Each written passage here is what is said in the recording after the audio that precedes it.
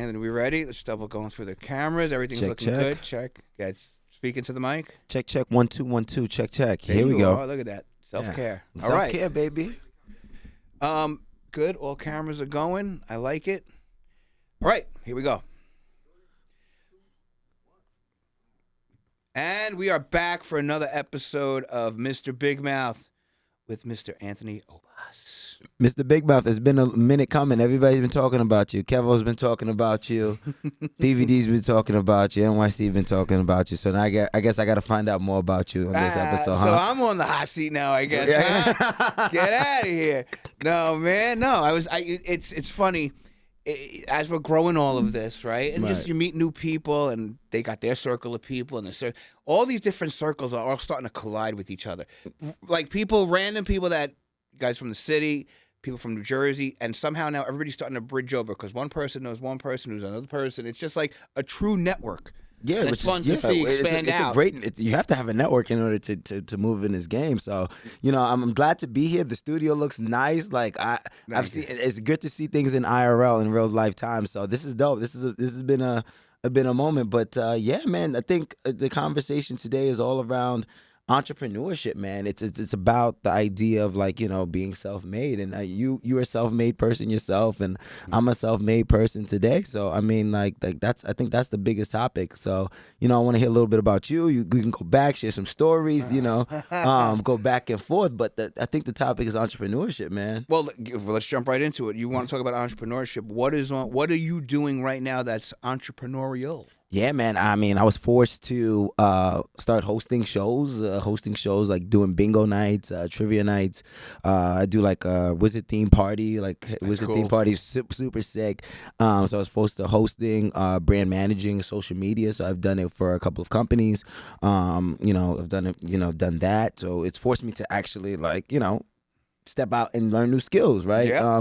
Editing of the sorts, brand managing. So would it be brand managing venues, brand managing artists, brand managing athletes? Entrepreneurship has forced me to get new skills for myself because, you could keep applying to so many 9-to-5s until the bank account turns zero, and then you got to figure out how you're going to make that money. Yeah. Because unemployment, let me tell you, unemployment is not going to hit your bank account anytime soon. So what you gonna do? No, you gotta. Yeah, the way things are right now, it's not even like a luxury to have a side hustle.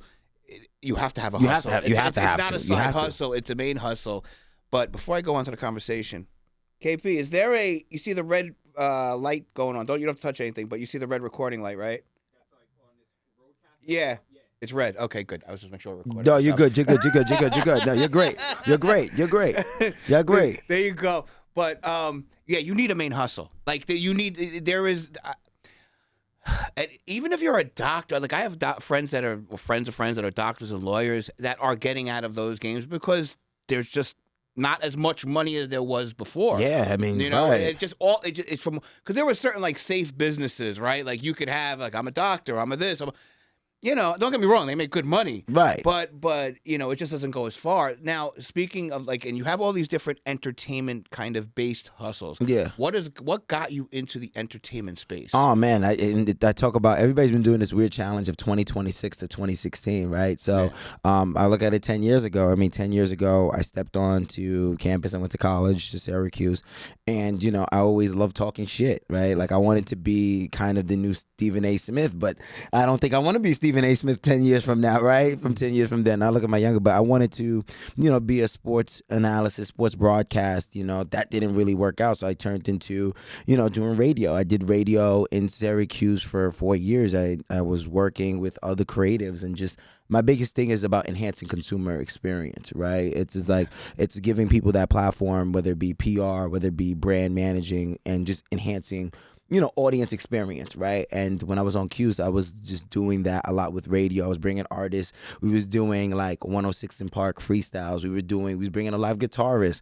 I mean, there was a point where I was bringing 20 people in the studio. You know how it goes when you bring 20, 50 people in the studio, and you're like, well, we're over capacity, so let's keep going, I guess, right? Yeah. But I was doing that, and my love for storytelling. I think that's an art that's being lost a lot these days. Is the art of storytelling, right? How do we go from, just the first chapter to the final chapter? How do we go from, the rising action to the climax of things? Like I love storytelling, and I love to see development of people on a regular basis, right? So now 10 years later, we hear on your, seeing a network like that you're having right now, it's just such beauty, because that's something that, it's realistic, it's doable, it's attainable, right? And I think that's my kind of end goal, is to show people like it's attainable to get where you need to get to, right? And then you just had a great conversation with Classic Poet, and the idea of like, I like the journey, right? Yeah. I love the journey, and I just want people to know I'm not done yet. You know what I mean? No.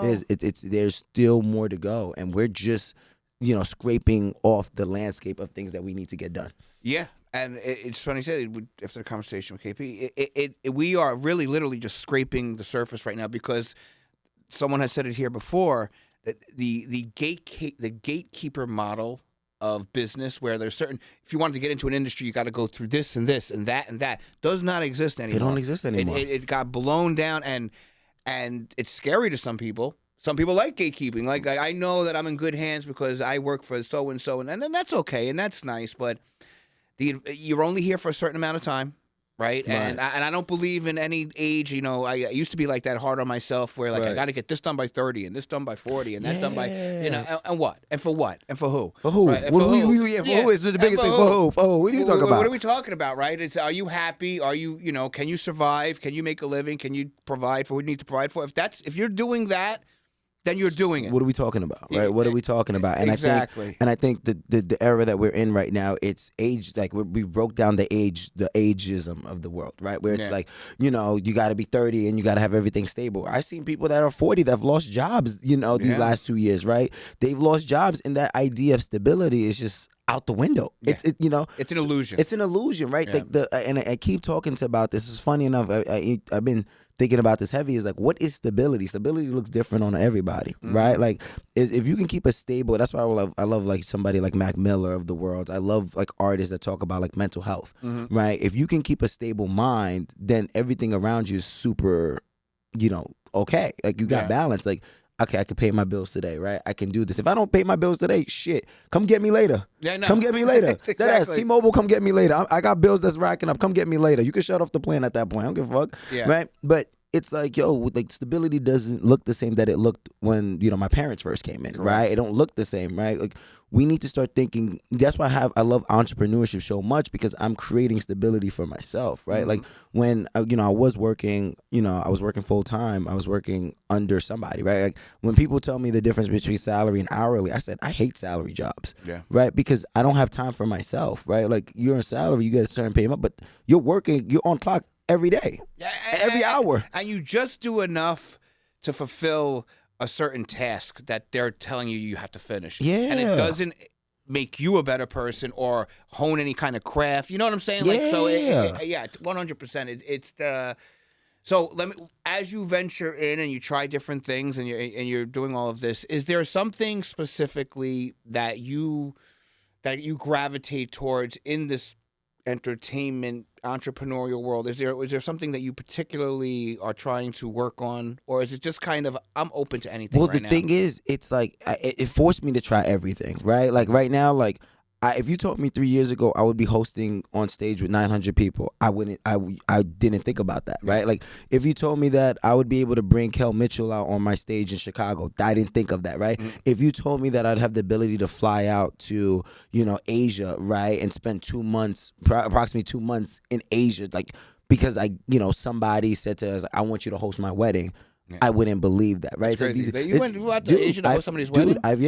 Like I had so many like in the span of 5 years of me graduating, my life has changed completely. Like I've done about damn near 30 states in 5 years. I've done damn near 3 continents, 3 to 4 continents in 5 years, right? Like I'm blessed for that. I'm blessed. I never say, oh, this is what I'm doing. Like this is big shot. Like I did this on. It's a blessing to go out and travel. Like like all these different states, consuming culture. I think the thing that we're losing now is people don't consume culture. No. People consume ignorance. You know what I mean? Like we need to start consuming culture and understanding that like I'm gonna educate myself through culture, right? Like I'm gonna dive in, right? Like I go, like it's so crazy. Like I go down south, and I, again, me from New York, I forget certain things that I have in New York that's completely different, right? Yeah. Like I totally forget, but like it's also the fact, like you have to have these cultural uncomfortabilities to educate yourself, and that's what I love about being these last 5 years in my entrepreneurial journey, but also my last 10 years, right? Like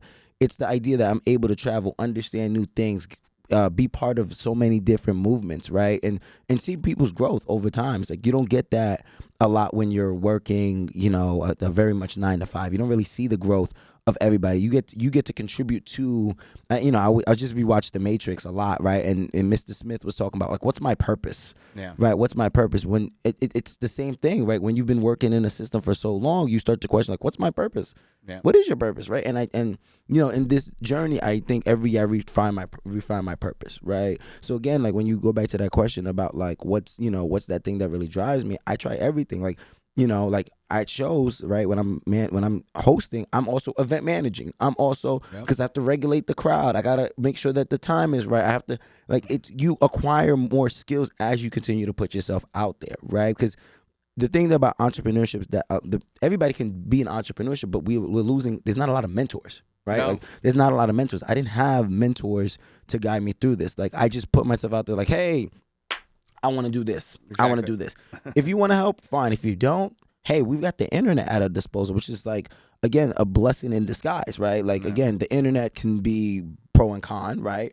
But like, I'm able to use it to understand how to edit, right? Like we was all talking about this earlier, Opus. Like I'm like, after this podcast, throw them Opus, cuts, edit, you're ready to go. Right now, you're producing at a more effective rate from a podcast standpoint. So, like again, I'm just keep acquiring skills that I need to know. Like, I mean, like I graduated with a marketing and economics degree, right?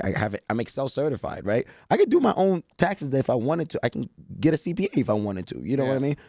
This is what entrepreneurship, it forces you to get skills that you want to get so that you can really start making the bread that you need to. And it's funny, you go back to what you were saying before about, I wanted to be like Stephen A. You'll be surprised. Your initial instincts of wanting to do something, a lot of times it's timing.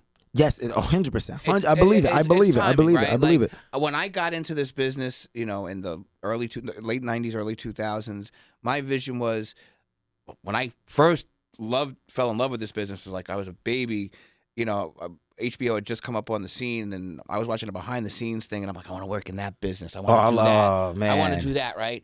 And it took me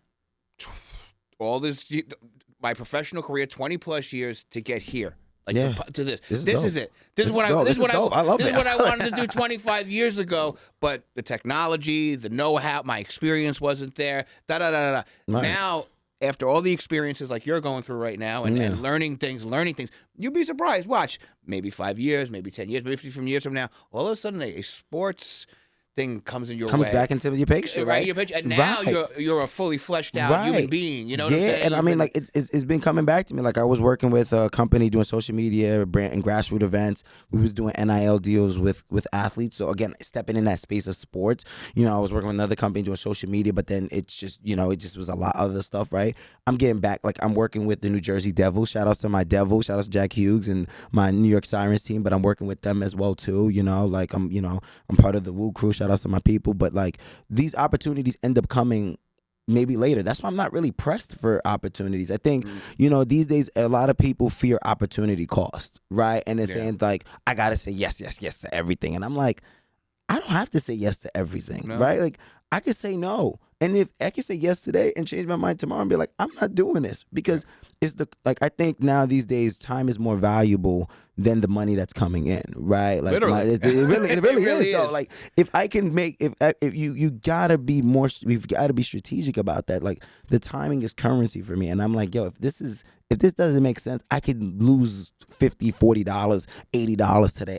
I'm okay with that, because I have to trust that money's coming in later on, right? Yeah. There be days where I'm like, yo, shit, I ain't got that much bread, but we're gonna figure it out, right? Yeah. And then all of a sudden, you may land that one gig or that one opportunity, that one stage, because you just kept putting yourself out there. And that's why I said to you earlier, I'm not done yet, because we're just, and especially I haven't really utilized my full network. Yeah. Right. The power of my network. Right. It's really just one phone call these days. Right. And I don't need, I was talking to KP as we was walking in, and you might feel the same way as well too. Like, I don't need people to give me accolades. I don't need awards. I don't need none of that. No. Right. Because at the end of the day, I'm making happiness happen for me. That's it. Happiness happen for me. Right. Can you live with the person that's looking back at you in the mirror? That's what you have to live with every day. That's what you got to live with. If you can, then go and keep rocking. You got to live with the man in the mirror. You got to live with the man in the mirror. I mean, I forget what. Yeah. Oh yeah, the man. Yeah. I was like, who said that?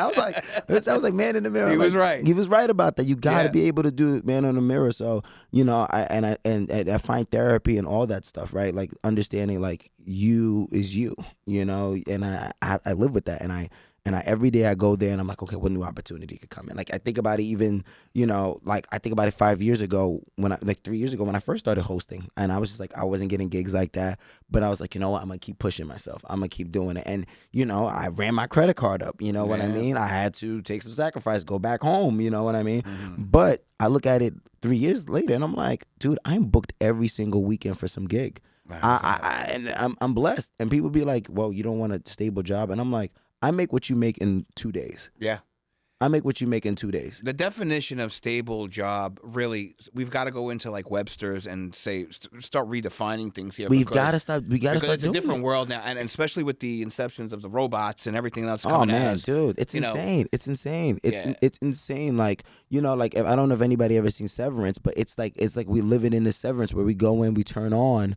We're in work when we turn off and we don't understand what's going on, right? Like I've been watching a lot of these like old movies that was just like, oh my God, they were ahead of this time, like The Minority Report or like iRobot or like trying to think of like other movies that are just using technology. I mean, Black Mirror's in Severance, Black Mirror. Like those are Matrix. You brought up Matrix. The Matrix is a huge one, right? Like they called it. They called it, right? They called it, and I'm just like, what are we doing to reinvent the wheel for ourselves to now be like, okay, now this is what we're doing, right? Like we talk about stability, and I tell people all the time, like, damn, we don't really have unions like my generation, right? I'm Gen Z. I'm like, I don't have union jobs. There's not a lot of union jobs like they used to, right? And people to be like, oh, like da da da. I'm like, that was a huge thing for people to work, right? At least I was protected. These days, you've got people that this at will employment where you can get fired at any time. Yeah. Why would I sign a deal when I know at any time you could just fire me? Yeah, and you have, like I said, you get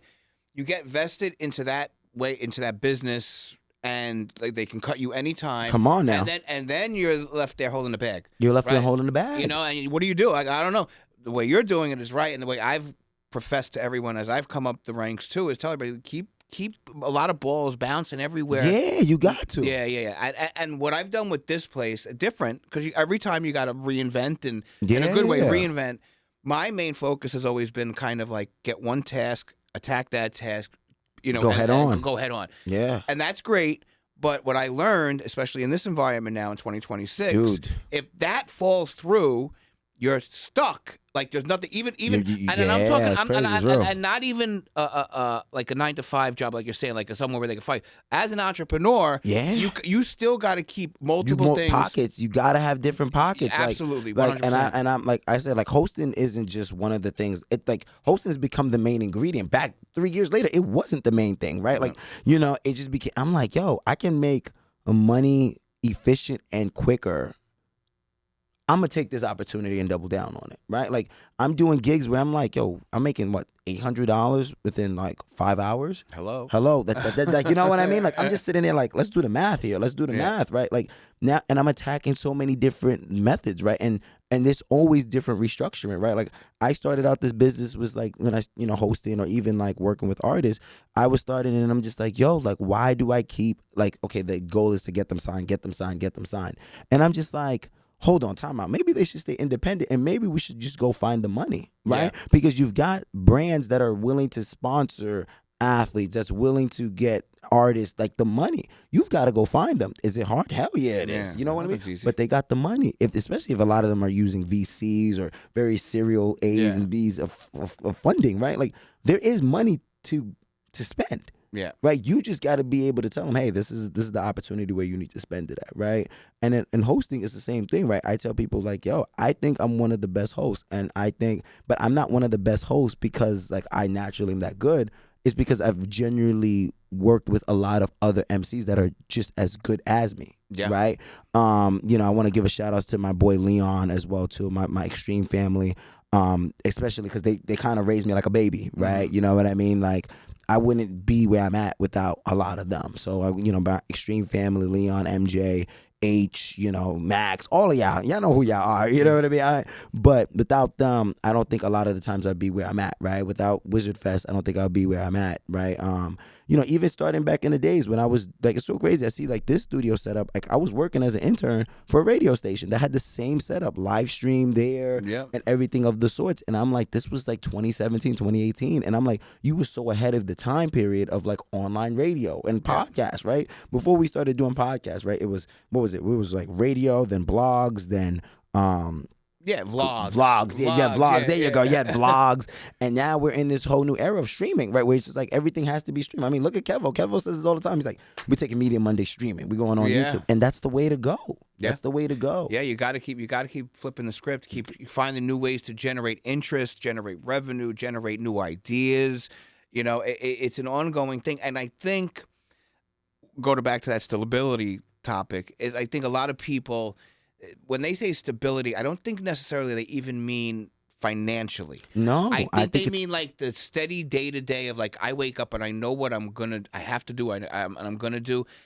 In our world, in the entrepreneurial world, sure, we have plans, we have strategies, and so on and so forth. But generally, you're rolling the dice every day. And you have to also be, and this is something I've also, shout out to my homegirl Mel, and you hear it all the time, control the things that you can't control, right? And like, there are things I could not, and everybody knows this, I try to control everything, right? Because I try to make sure that it's tailored towards me. But now these days, I'm like, if it is what it is, right? Like, if I don't feel like doing something, I'm not going out of my bed. You know what I mean? I'll take the repercussions. Like, if I'm like, they was like, oh, you didn't do this, and I'm like, whatever at this point. Like, what are you gonna do? Like, let me go? That's fine. I'll just do something else, right? Like, I'm just like, I'm controlling the things that I can generally control. And you know what it is? It's most of the time it's a generational thing, right? People outside of your generation look at that and go, "What is that? What is that? How do you live like that? How can you survive? How can you feed a family?" Yeah, why are you watching my pockets? Yeah, exactly. Why are you watching my pockets? Right? You know, I mean, this is what sacrifice and risk.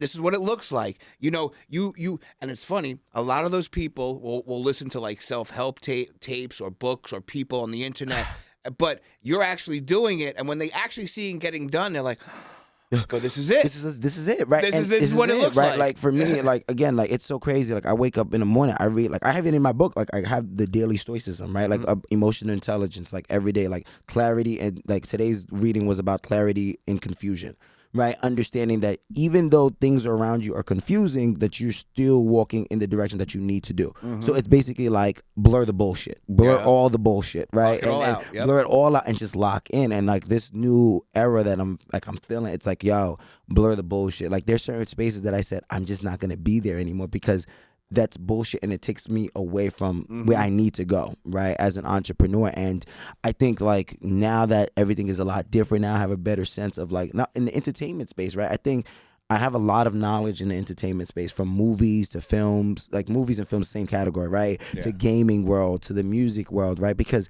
at the end of the day, like, that, I think that was my biggest problem, you know, first starting. I had a very much niche focus on music.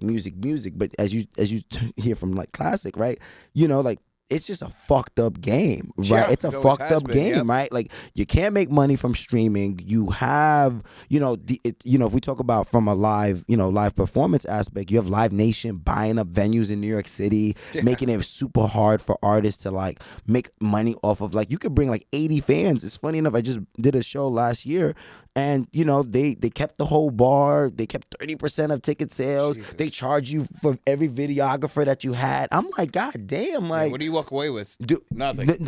I'll even keep it up. Fuck, the revenue was $1,700. We walked away with $500. Yeah. That's crazy to me, right? Yeah. That's insane, right? Like, and these are the fucked, and like, we have to start doing things that's like different, right? That's innovative. That's like, that, again, that cuts off this middleman. And, you know, if this is just the music side. We're not even talking about, like, the overall like athlete aspect of things, right? With the whole gambling situation that's been going on, athletes getting NIL deals from their sponsors, right? Like we're not even talking about that aspect of things, right? With and people don't really talk about like how fashion is getting hit or like products is getting hit with tariffs, right? Like the import export, right? We need to understand everything in the entertainment industry in order for us to move forward, right? Like my strategy, you got to get a lay of the land because everything impacts everything, right? And once you get the lay of the land, you're able to move everything, right? Like like who was to tell me a couple years ago that esports would be the newest thing, right? You had like this new Marty Supreme movie that talks about like was it ping pong? I think it was ping pong. Yeah, the ping pong, right? Like who is to say like that doesn't become a new tournament? Like you've got like women's sports being a new hot topic now, like and they've been around. Like women's sports been around for decades, right? Like like you have Cheryl Swoops, who's like the god of like women basketball, doing it forever. Who's been doing it forever. Now we're just giving her props. Now you know what I mean. So it's like and now that you see these trends, you gotta attack that. You got to attack that. Like, I'm getting into women's hockey. I don't know hockey at all. Tell me a position in hockey. There's professional women's hockey. See what I'm talking about? I didn't even know. Yo, they be going crazy. Like, I assume so, but I've never heard it. You never heard it because it's not marketed. It's people are not talking about it. Like, people are not. And this is the thing I think we as consumers are not doing. We're not stepping out of our box. Well, it's funny you say that. Just to go off onto a tangent. Go for it. So, the NFL has been trying, an XFL. Yeah, and the CFL. Yeah. You know what their problem is there? And because I'm a football fan, and I love the sport. And I said, you're trying to promote this like the NFL. It's not the NFL. It's not. My feeling was bring it to like high school stadiums. Bring it to smaller venues because these people they have them in these huge venues that nobody's following. Empty, dude, it looks bad. Dude, and I'll be real with you. That's one of the issues with the New York Sirens, right? Like why are the New York Sirens playing at the Prudential Center? Why? Right? Because they should be named New Jersey Sirens at the end of the day, right? Yeah. Right. But because it's so expensive for them to play at Madison Square Garden, it's expensive for them to play at UBS Arena. Like they have to come all the way to Prudential Center. Like, wouldn't it make more sense to play at like a college stadium where you got the ice and you're within the community, like anything else, sports, podcast studio, you name it. You build from the inside out. Inside out, yeah, right? Yeah. Even sports leagues, and I think a lot of time like that, and going back to like being an entrepreneur and working for bigger companies. When you're like the NFL, you have this big mindset. We're big. We have to come out big and be big. No, you don't. No, you don't. You don't. And I'll be honest with you, I've had that experience with working with a company where they was like, yo, let's come out big. And the problem is you're not generating anything. Yeah. You're not generating revenue. Like your ticket attendance is ass. Like it's terrible. Yeah. You're not getting the sponsorship you want, but you're so focused on doing things big when you should be focusing on the small things, right? Like, and that's one thing I love about entrepreneurship is like and usually like entrepreneurs, we dream big. But the thing is, we have to do the small things right. Yeah. You know what I mean? Exactly. And these companies are not doing the small things right. But they'll easily blame it on the employees for doing that. Yeah, right? No, it's this, it's that. It's that. Because that's what they're used to. That's the common thing of what the issue may be. But the XFL thing is always annoys me. I'm like, oh, here we go. They're going to try it again this year. Oh, God. Here we go. Because Dwayne Johnson owns the XFL, right? I think. He had a part. He had a partnership, right? But they put his name on it. That's wonderful. Bring The Rock to St. Peter's College for the local pro, like the amateur pro team. Boom. Now you got hype, and now, my God, I want to go see The Rock. I live right down the block. Right, exactly. and it's funny enough that you bring this up because I look at it, if you talk about the NFL, I look at it from the NBA contrast, right? So shout out to my boy, shout out to Ice, right? Ice Cube, right? Because he has something called 3-on-3 basketball, right? Big Three is a fucking amazing. Like, I love, you've got all these OG basketball players like Lance Stevenson and Michael Beasley who are going at each other. OGs, they still can ball. Yeah. Right? Like, you have to be innovative. Like, look at how the WNBA is doing, right? Like, all the women basketball are now going to Unrivaled, right? Unrivaled is another segment. And I love Unrivaled. It's 3-on-3 basketball with all of the, and they're getting paid more, they're getting more sponsors. Like, again, you start to see entrepreneurship start happening slowly in these bigger organizations because it's like, we're not watching the bigger platforms anymore like we used to, right? Like with the NFL, like my boy plays for the XFL, right? I think it's like some Washington DC team. My boy Malik Fish, he was a defensive end, like he played for them, right? I wanted to go to a game, but They were all in DC. Like, we didn't have a New York team. Yeah. Like, you know what I mean? So again, I know these things take time, but like, if you're gonna come out big, you better have a great game plan of rolling out big properly. Yeah, and a lot they don't. They don't. They don't. They try to duplicate, and so, you know, and just I was, and we've been talking to other creators who come through here, and you know, New Jersey right now there's so many studios moving in here. Netflix planted a flag here. Wow. Lionsgate. They're all coming in here, and I was talking to all of these other creators, and I'm like, it would be great to go pitch like a Netflix and start like a D league of creators where they can kind of pull from, right? Like so like have like local programming on Netflix. Yeah. You know, and depending where you are, that's what you get. So if you're in the Northeast, or if you're in another country, in England, or whatever, right. like it's creative stuff like this that the entrepreneurial brain is always thinking about. Exactly. Right. And how and why you don't work for other people is because they don't think like that, and it really. To me, it just annoys me. It grinds my gears. It grinds my gears. It grinds my gears. I love it. It grinds my gears. You know, right? And you talk about from a film perspective. Like we did a short film, a short TV series called The Industry, where I talk about my full experience of operating within the music realm, within the overall entertainment. And I was like, okay, like I like the design of this, but they was like, why distribute on YouTube? Like, why are we gonna go for YouTube? I'm like, this is a good piece of series that I can really. You know, let's sell it to some. And I looked at an independent distribution company. Shout out to Vanna Black. Shout out to Tivit TV. Right, they're all based out of Texas. That all can distribute through Roku TV. And I'm like, okay, cool. We're attacking what we need to attack, right?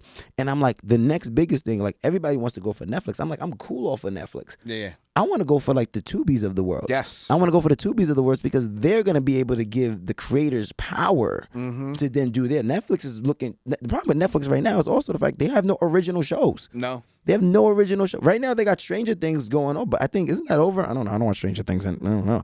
But like, besides, you don't have original shows. Like, that's why, again, I'm a big HBO Max guy, right? Like, you know what I mean? Like, you have shows like, we talk about like, what HBO, like The Sopranos of the world, right? We talk about like The Entourage. I'm watching Game of Thrones. Why Game of Thrones? Like, come on. Like, the industry, right? Like this is all the stuff, the knowledge that I've acquired just being in the entertainment. I'm like, yo, like, why you're not hiring people that can actually create storylines for y'all so that you own the rights and licensing for all of the shows, right? Now you're creating generational watch time rather than watch time at the moment. Right. And Netflix is doing a horrible job at that, right? It's doing a horrendous job. Apple TV was on that wave for a long time, right? You had Severance that came out. You have the Good Morning Show with Steve Carell as well too. So again, we've got to do better with the empowering of influencers, content creators, and we have to and brands have to recognize that. Big brands have to recognize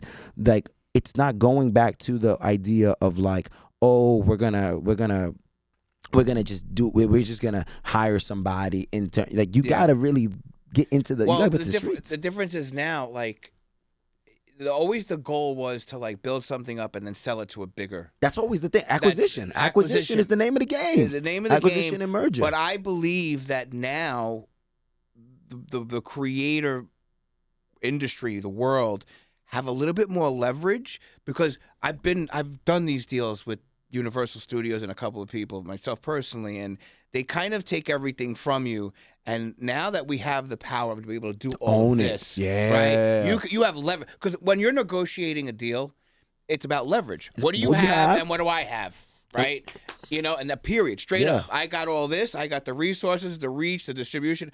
But now I think what creators, and back to your point of like being able to create original content. Yeah, bro. You know what I'm saying? We are doing that. We're doing that every day. You're doing it every day. You're doing it definitely. You know what I'm saying? Your network KB's doing it every day. Right. Like, we're all doing it, and I.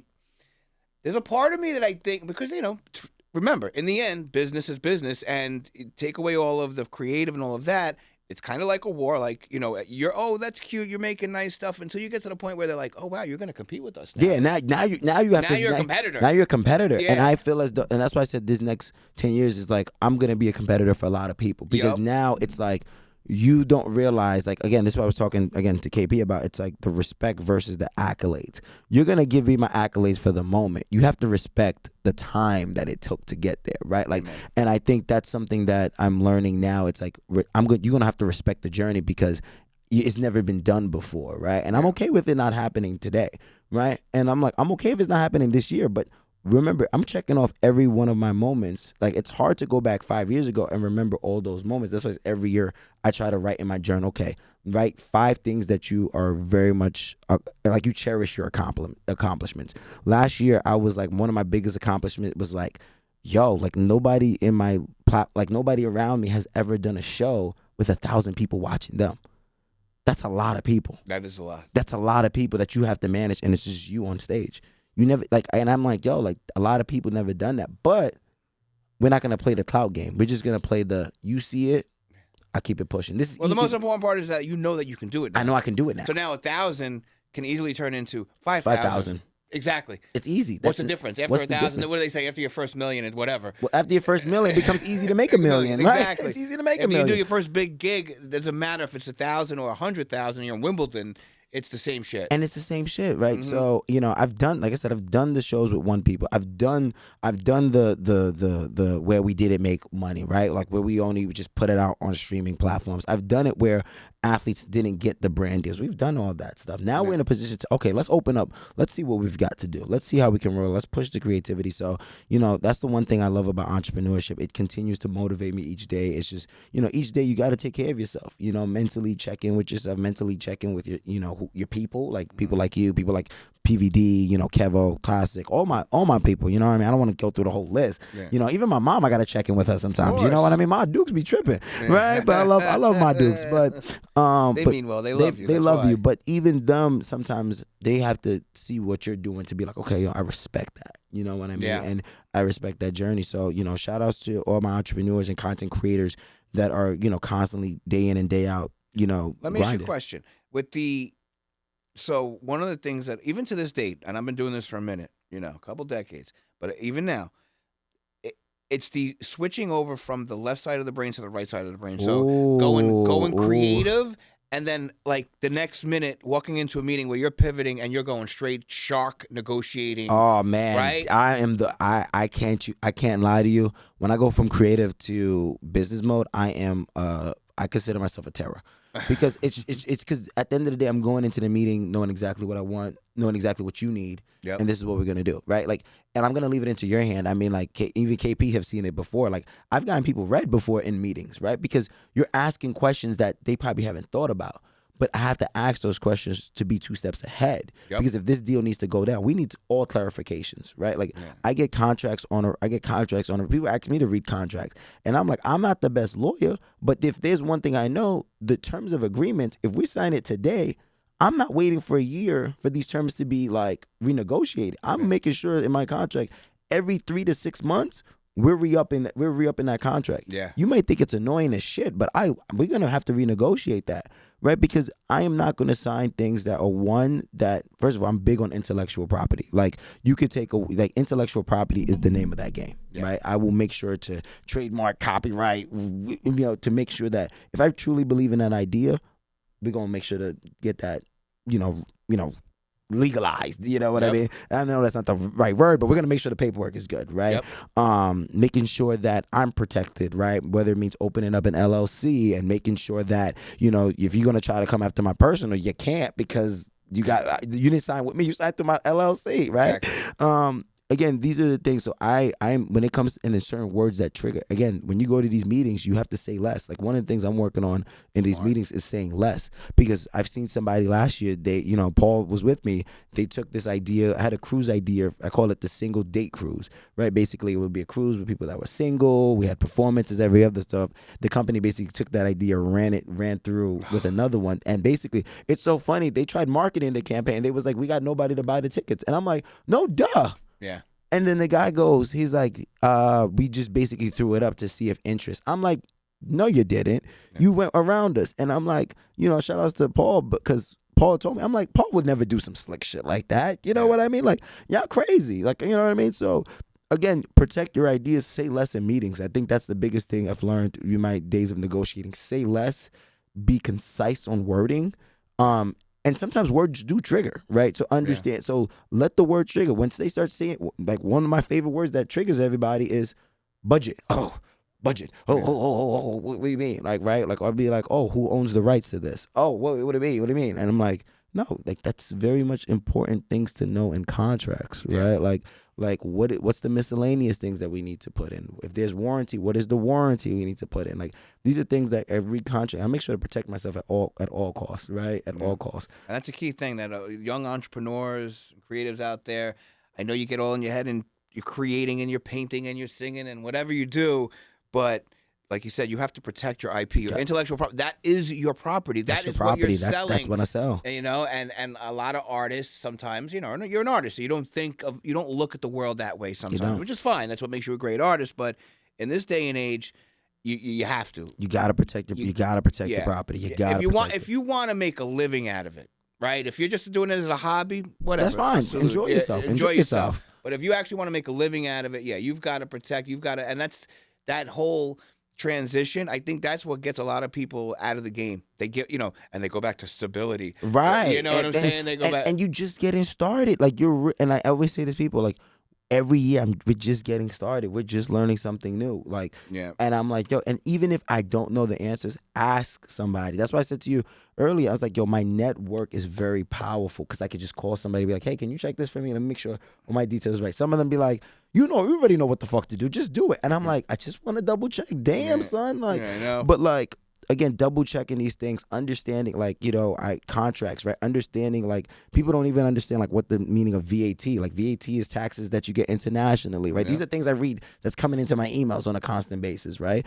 And, if you can't read it, ask a lawyer. If you don't want to pay for a lawyer, well, I guess ChatGPT is going to give you the answers, right? The best it can, yeah. The best it can, right? But you still need some type of, someone with experience to give you that. So, again, like, man, protecting your... And you got to also understand and just be honest with yourself. You don't know what you don't know, right? So, like, if something comes up and somebody says a word in a meeting that you're like, what the fuck does that mean? What the fuck? And just stop it and say, hey, I don't understand what you mean. What does that mean? Don't be shy. Don't be scared. It happens. You know what I'm saying? And because I've seen a lot of that happen too, where I'll roll with somebody on a project and half the things that would happen had no clue. And the whole time we're going through it, had no clue. And then the end product ended up being crap.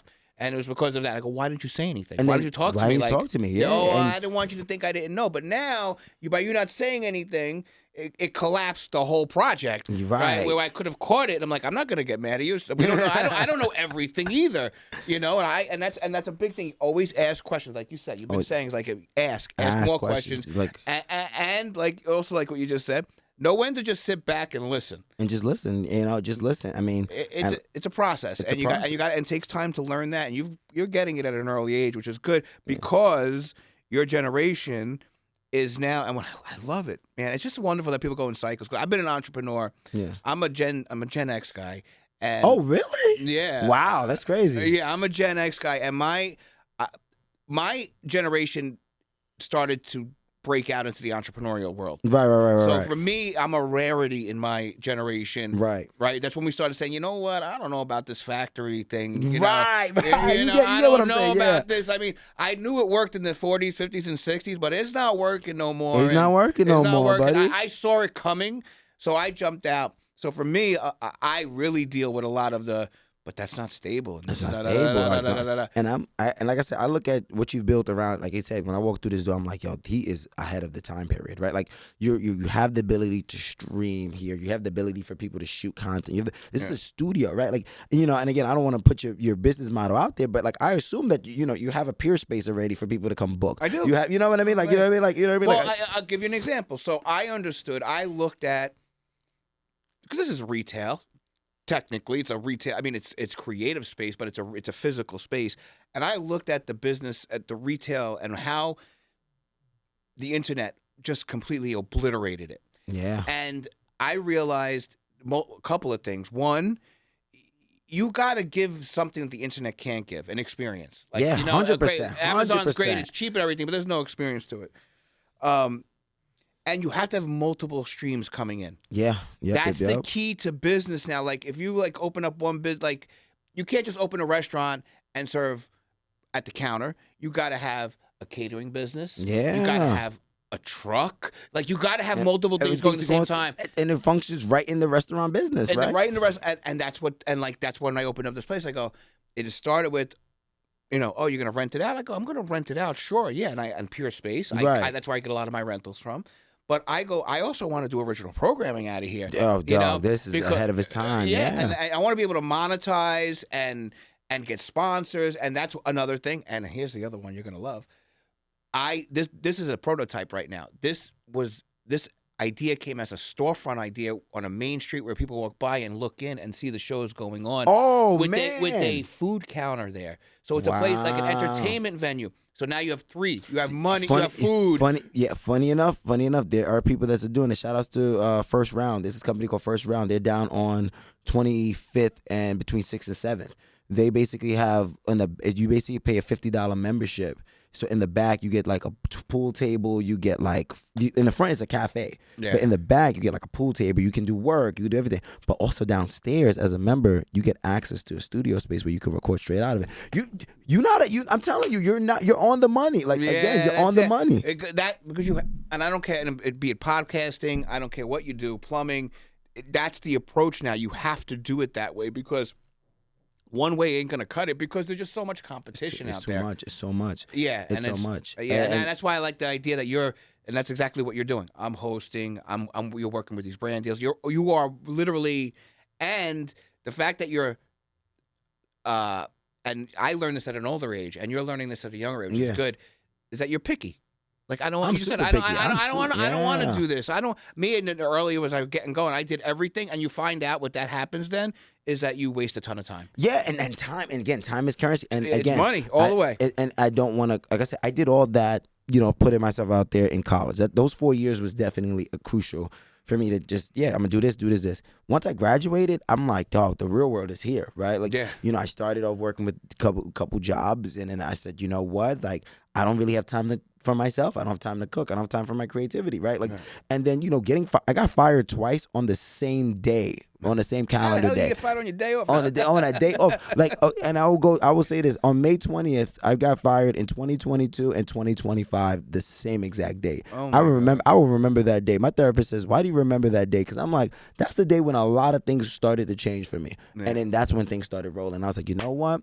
I love you, May 20th, because every time I had to reinvent myself. Yeah. But this time around May 20th of 2025, I was already prepared. Yeah. I already had my hustle. I already was doing a lot of gigs. So I was like, I could take the hit. You know what I mean? It's not hurting me. Yeah. It's not hurting me because I'm booked out. That May 20th, 2025, I was like, I looked at June. I did almost 15 hosting gigs that month of June. That was the most I've ever did. Ever did. Good paying gigs. I did 15 gigs that month. Yeah, and movement is a big thing too. Movement is huge. Like, even though you're picky about things, that doesn't mean you just sit back and do nothing and you wait for nothing. No, hell no. I don't know. No, you gotta go. You go pick out jobs, but because that movement has to keep things. It's got to keep rolling. Because the second something falls out, you're like, all right, let me pick up something that's, you know what I mean? And it's like, again, like these days I have my hands in a lot of pop, but now I'm being very selective. I'm like, okay, if I need to be here, I'll be. If I don't need to be here, to be honest with you, I love my house a lot more. I like being on my sleeping bag a lot. Yeah, I love my sleeping bag a lot. So I love my sleeping bag. I have this new it's like this game switch thing. I can play old Pokemon games. I love my anime as well too. So but everything we do now, it's intentional. It's with focus and it's with clarity. And I'm getting the whatever the utopia dystopia that we're living in right now. Right, I'm getting that out the way. Like, I don't care about the likes. I don't care about the followings. I don't really care. I care about the movement. I care about the storytelling. That's the only thing that's. I honestly believe, like, and it's funny you say that. I say that about the likes and the follows and everything else. A conversation with KP before, we're saying the same thing. That is the first phase of whatever next is coming. Right. You exactly. Understand? Exactly. That is the first phase. I don't know what that next is. Direct to consumer, whatever that may be, whatever the business model is. But it's the unwinding of that. It's unwinding. Yeah. It's unwinding because it is. It literally scientifically affects your brain, and they knew that when they created it. They knew that. They knew it. Well, let me tell you something. One of the craziest thing, I know we about to cut it soon, but I'll leave it with this, right? There are people that still don't think that Instagram and Facebook can just leave within a day. We seen that happen 3 years ago, 3 or 4 years ago, when Instagram went out for a day. Yeah. I think about this. They lost their minds. You remember that, right? I call it the toilet paper effect, right? You remember when COVID happened, everybody was so concerned about the toilet paper and not having enough toilet paper. I call it the toilet paper effect, right? Right. But you lose Instagram for a day. How are you reaching your consumers, right? Like, how are you reaching to them? Like, people are like, oh, I'll just have Twitter, right? Like, I mean, like, once you have Instagram down, Instagram, Facebook, and WhatsApp is like clipped. Yeah. Right? Because and I'm like, how are you reaching people? Like, how are you reaching them? Right? Like, let's put it together. How many people are creating email, like newsletters, right? I have a newsletter over 1,000 subscribers, right? And I get great openings. I average 30 to 40% on my openings. Like, people read, people comment, engage with that, right? My next phase is SMS, right? I don't want to be blasting people all the time. Like, but it's like certain information you might miss because I can't reach out to everybody. Throw it in there. Hey, if you want to pop out, pop out. But I'm not going to tell you every freaking day to pop out. You know what I mean? Because I already can build my own following, right? I can build my own. I can get people to the spot. Yeah. I can get people to the spot with or without you. You know what I mean? So, again, we need to start thinking about the systems that's in place, and we need to start taking the blue pill. That's my new thing. Yeah. That's my new thing. At the end, we need to start taking the blue pill. Amen. Maybe, so that's my thing. But, yeah, man. Cool. How can people get in touch with you? Anthony _Obas. That's me on social media. You can find me everywhere, man. It's my name. That's it, man. I'm to the people. You want to link up? You can meet me at the Rose. If you want to link up, maybe I'll be here. I'll be here at Big Mouth Studio. Whatever that next step looks like. You follow me, Anthony Obas. You'll see me on Paul's Story every day. So it's not hard to run PVD. But yeah, man. But y'all. James, this has been good. I appreciate the time, man. Oh, thank you. I appreciate the time, man. And it's good to see that, people that are in your generation that are now changing the scope. So, my words to you is like your story here, just having us is inspiring. So I'm glad, and it inspires me every day. That's why. I just spent the last 72 hours basically in this room. It's not because I hate it. It's because I love it, and I love the people I'm working with. And I'm going to be true. God has blessed me. When I decided to open this place up, I told my wife, and this was the business plan, this was the model, I just need 3-4 really cool creatives to come by to help me build this up. What has happened in the last 6 months of meeting you and PVD and Kevo, and I can go down the list of people. Right. And God has blessed me, and I am completely stoked about it. So thank you, God, for all of this. Thank you for introducing me to this man and to the guy sitting behind the KP over there, and everyone that's going to come through here tonight at Media Monday. Shout out to Media Monday. I love it, and we'll keep doing it until I can't do it no more. Which hopefully there'll be a long time from now. So it's over. Thank you for watching. Appreciate you. Peace out. Peace out. We out of here. We out of here.